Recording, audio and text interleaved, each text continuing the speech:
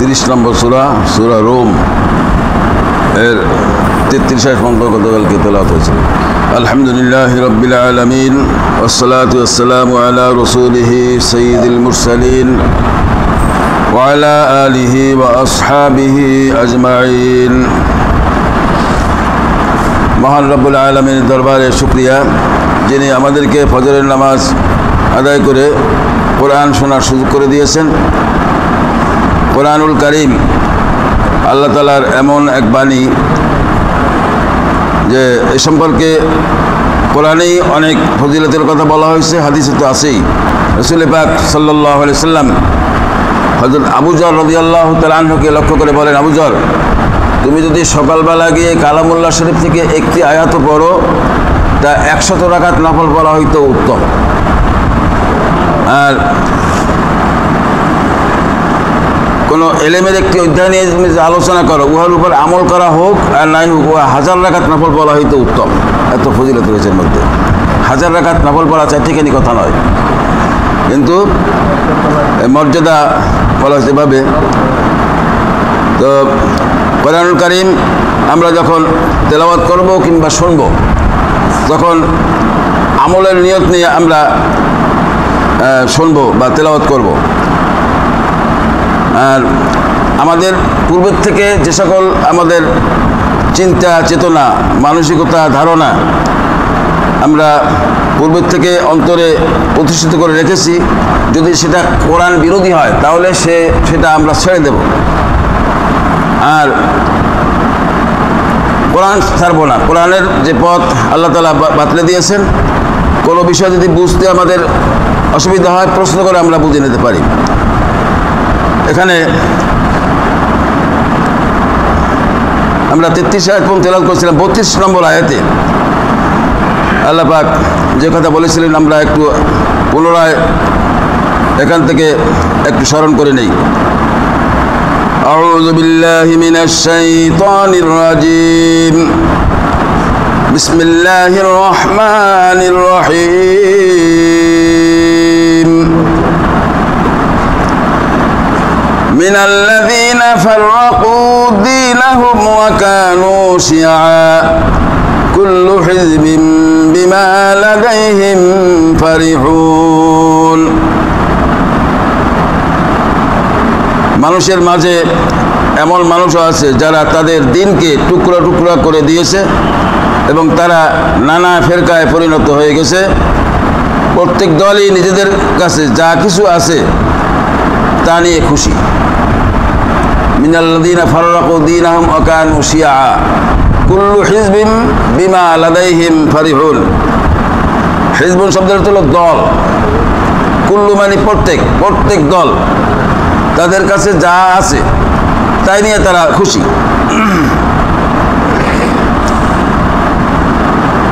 কোরআনুল কারীমে সূরা মুজাদালার মধ্যে আল্লাহ তাআলা উল্লেখ করছেন হিজবুল্লাহ, একটা দল হলো হিজবুল্লাহ, আল্লাহর দল, আল্লাহর মনোনীত দল। আর একটা হলো হিজবুশ শাইতান, শয়তানের দল। তো আল্লাহর দলের লোক কারা?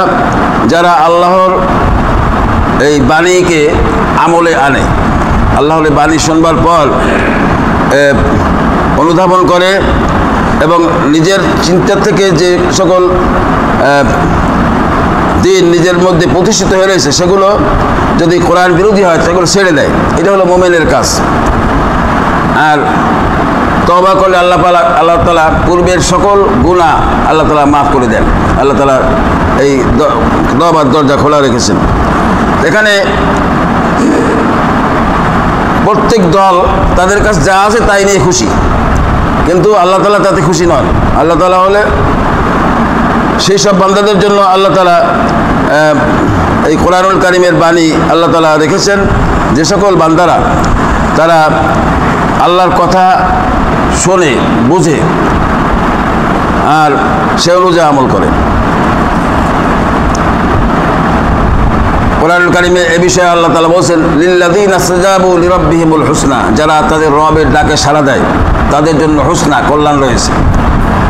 আর যারা তাদের রবের ডাকে সাড়া দেয় না তারা যদি সমগ্র পৃথিবীর মালিকও হয় তাহলে সেদিন জাহান্নামের আযাবে গ্রেপ্তার হবে, সেখান থেকে সব ফিদিয়া হিসাবে সকল সম্পদ দিতে চাইবে, কিন্তু তা কবুল করা হবে না। আল্লাহ তাআলা বলছেন লিল্লাযীনা ইসতাজাবু লিরাব্বিহিমুল হুসনা ওয়াল্লাযীনা লাম ইসতাজিবু লাউ আন্না লাহুম মা ফিল আরদি জামিআ ওয়া মিসলাহু মাআহু লাফতাদাউ বিহি উলাইকা লাহুম সুউল হিসাব ওয়া মাওয়াহুম জাহান্নাম ওয়া বিসাল মিহাদ। এরকম পরিচ্ছন্ন কথা আল্লাহ তাআলা বলার পরেও আমরা যদি আমাদের মনের ধারণা অনুযায়ী যদি আমরা চলতে থাকি তাহলে সেটা আমাদের জন্য বিপদের কারণ হবে। এরপরে وَإِذَا مَسَّ النَّاسَ ضُرٌّ دَعَوْا رَبَّهُم مُنِيبِينَ إِلَيْهِ ثُمَّ إِذَا أَذَاقَهُم مِّنْهُ رَحْمَةً إِذَا فَرِيقٌ مِّنْهُم بِرَبِّهِمْ يُشْرِكُونَ। মানুষদের যখন কোনো দুঃখ দৈন্য স্পর্শ করে তখন তারা আল্লাহর দিকে বিনীত হয়ে তাদের মালিককে ডাকতে থাকে। অতঃপর যখন তিনি তার দয়া ও নিয়ামতের স্বাদ উপভোগ করেন তখন সাথে সাথে তাদের একদল লোক তাদের মালিকের সাথে অন্যদের শরীক করতে শুরু করে। লিয়াকফুরু বিমা আতাইনাহুম ফাতামাত্তাউ ফাসাওফা তা'লামুন। যেন যা কিছু অনুগ্রহ আমি তাদের দান করেছি তার সাথে তারা অকৃতজ্ঞতার আচরণ করতে পারে। সুতরাং তোমরা ভোগ করে নাও, অচিরেই তোমরা তোমাদের কুফরির ফলাফল জানতে পারবে। আম আনজালনা আলাইহিম সুলতানান ফাহুয়া ইয়াতাকাল্লামু বিমা কানু বিহি ইউশরিকুন। কিংবা আমি কি তাদের উপর এমন কোন দলিল প্রমাণ পাঠিয়েছি যে ওরা যেভাবে শিরক করছে তাকে সঠিক বলে। 36 وَإِذَا أَذَقْنَا النَّاسَ رَحْمَةً فَرِحُوا بِهَا وَإِن تُصِبْهُمْ سَيِّئَةٌ بِمَا قَدَّمَتْ أَيْدِيهِمْ إِذَا هُمْ يَقْنَطُونَ। আমি যখন মানুষদের অনুগ্রহ আস্বাদন করাই তখন তারা তাতে ভীষণ খুশি হয়, আবার যখন তাদেরই অর্জিত কাজের কারণে তাদের উপর কোনো বিপদ আসে তখন তারা সাথে সাথেই নিরাশ হয়ে পড়ে।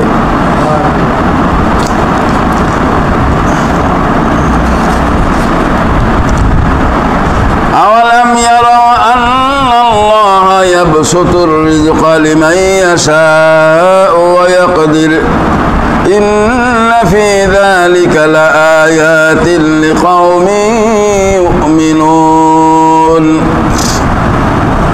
এরা কি এই বিষয়টি নিয়ে ভেবে দেখেনি যে আল্লাহ তাআলা যার জন্য চান তার রিজিক প্রসারিত করে দেন, আবার যাকে চান তাকে কম করে দেন।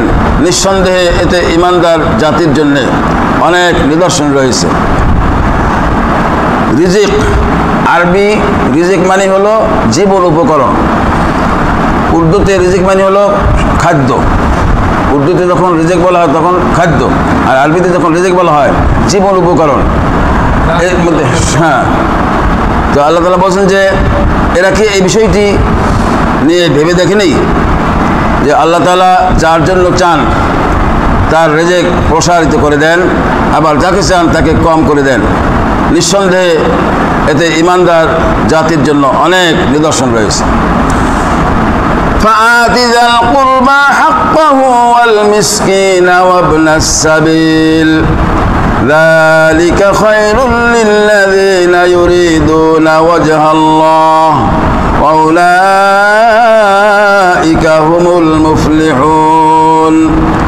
অতএব হে ঈমানদার ব্যক্তি, তুমি আত্মীয় স্বজনকে তার অধিকার আদায় করে দাও, অভাবগ্রস্ত ও মুসাফিরদেরও নিজ নিজ পাওনা বুঝিয়ে দাও। এটি তাদের জন্য ভালো কাজ যারা আল্লাহ তাআলার সন্তুষ্টি কামনা করে। মূলত এরাই হচ্ছে সফল কাম। এখানে আল্লাহ তাআলা যে নির্দেশ দিয়েছেন যে ওইসব লোক যারা ঈমান এনেছো তুমি আত্মীয় স্বজনকে তার অধিকার আদায় করে দাও। আত্মীয় স্বজনের ভিতরে কিছু আছে সম্পদে হকদার, আছে না? আত্মীয় স্বজনের ভিতরে